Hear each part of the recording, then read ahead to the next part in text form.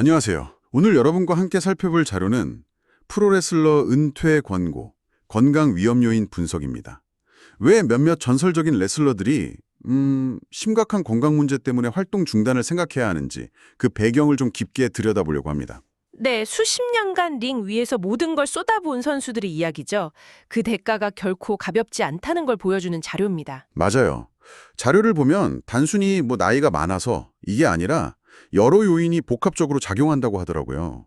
예를 들면 경력이 20년 이상 아주 길거나 목, 허리, 무릎같이 특정 부위의 부상이 계속 반복됐거나 그렇죠. 네, 맞습니다.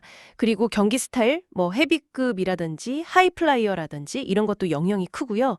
또 하나는 이제 과거, 그러니까 80년대, 90년대에 스테로이드나 진통제 사용 이력 같은 것들도 위험 요인으로 꼽히고 있습니다.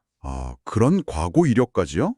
그럼 이 요인들이 구체적으로 어떻게 선수들에게 영향을 미치는 걸까요? 핵심은 사실 누적이라고 봐야 할 것 같아요. 오랜 시간 동안 몸에 가해진 충격과 부담이 계속 쌓이는 거죠. 예를 들어 릭 플레어 선수, 벌써 70대 중반이시잖아요. 네, 그렇죠. 경력이 거의 50년입니다. 50년. 거기에 급성 심부전이나 심장 문제 같은 아주 심각한 병력까지 있으셨고요. 이건 정말 위험도가 높다고 봐야죠. 50년 경력에 그런 병력까지. 정말 상상하기 힘드네요. 스팅 선수도 비슷합니다. 60대 중반이시고 경력 30년 넘었죠. 근데 이분은 선수 생명이 끝날 뻔한 목 부상, 그 경추 협착증 진단을 받았었거든요. 그 치명적일 수 있는 부상이었죠. 네, 이런 걸 보면 시간이 몸에 어떤 흔적을 남기는지 좀 알 수 있는 것 같아요. 그렇군요. 단순히 오래 뛰었다는 것 이상의 문제네요. 그럼 조금 더 젊은 선수들은 어떤가요? 예를 들어 레이 미스테리오 같은 경우 50세니까 앞서 두 분보다는 젊지만 이분은 또 스타일이 아주 격렬하잖아요. 맞아요. 30년 넘게 그 하이플라이어 스타일로 활동했죠.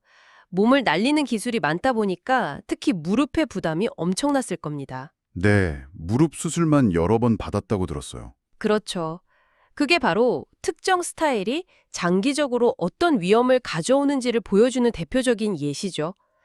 반면에 골드버그나 케빈 내시처럼 덩치가 아주 큰 헤비급 선수들은 또 다른 문제, 그러니까 심혈관계 부담이라든지 관절 문제에 더 취약할 수 있고요.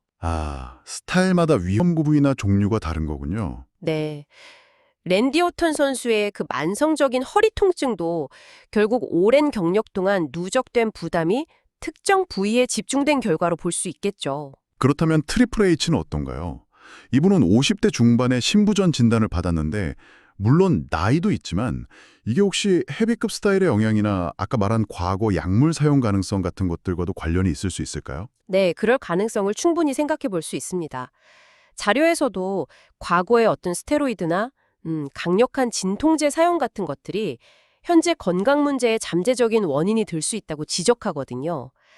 트리플 H의 경우는 오랜 기간의 격렬한 활동, 그리고 그 특유의 파워풀한 경기 스타일, 또 어쩌면 우리가 알지 못하는 과거의 요인들이 복합적으로 작용한 결과일 수 있다는 거죠. 개인적인 병력도 물론 중요하겠지만 프로레슬링이라는 환경 자체가 가진 어떤 위험 요소들을 무시할 수는 없겠네요. 정확합니다. 결국 이 모든 이야기들이 우리에게 말해주는 건 프로레슬링, 특히 수십 년간 최정상에서 활동한다는 것이 정말 엄청난 육체적 대가를 요구한다는 거네요. 우리가 열광하는 그 전설적인 선수들의 화려한 모습 뒤에는 이런 혹독한 현실이 숨어 있었던 거군요. 네, 그렇죠. 그래서 자료에서도 선수들이 휴식을 취하는 걸 약점이 아니라 이건 필수적인 부분이라고 인식을 바꿔야 한다고 강조하고요. 또 WWE나 AWA 같은 단체들도 선수들의 장기적인 건강 관리를 좀 더 적극적으로 지원해야 한다는 이야기도 나옵니다. 맞아요. 선수 보호가 중요하죠.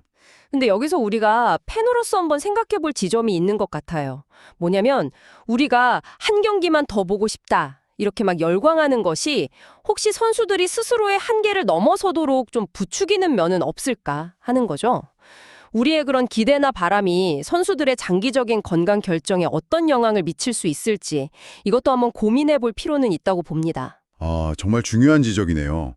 팬심과 선수의 건강 사이의 균형. 생각할 거리를 주시는군요. 오늘 저희와 함께 베테랑 레슬러들의 건강 문제에 대해 이렇게 깊이 이야기 나눠주셔서 정말 감사합니다.